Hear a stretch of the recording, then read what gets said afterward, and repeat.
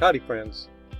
Today I want to talk to you about a concept that comes from Zen Buddhism, and it started back in the 14th century. This is where people wanted to go against, especially the Zen Buddhists at the time, the opulence, all the extravagance of a lot of the upper class. And what they did, they came up with a concept called Wabi-Sabi.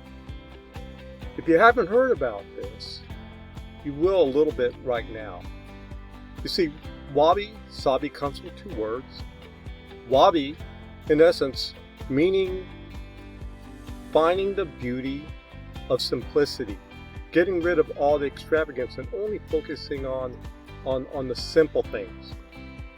And Sabi comes from finding the beauty in things as they move through, as they age, where there's no permanence to it. So it's the impermanence of things. We see this in objects that you may see certain, like bronzeware, and you see the patina that forms around it. You see these things in nature as things will grow up, they reach a certain age, and then they end up withering away, whether it's in a short period of time or even a long period of time.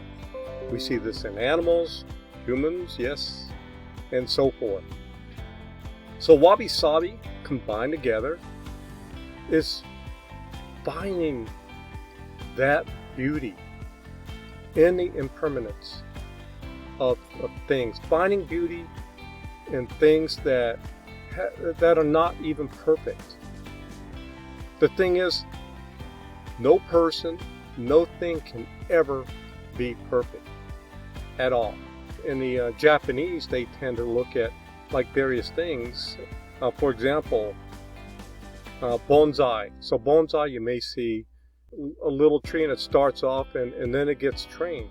Yet it's trained for imperfection, not perfection, but imperfection. You see the withering and how the branches are outstretched and more.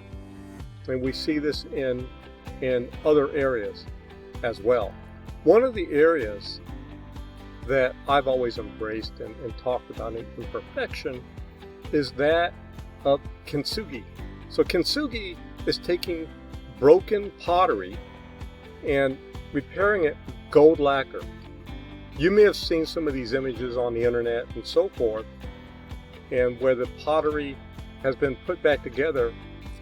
Through that, a broken piece of pottery has become more beautiful and showcasing its imperfections.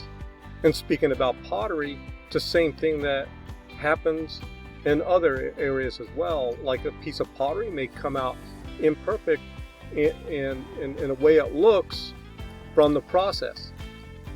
That's Wabi-Sabi. You find a beauty in that. You find a beauty in people as they age. So each wrinkle becomes beautiful, and more wrinkles become even more beautiful, and so forth.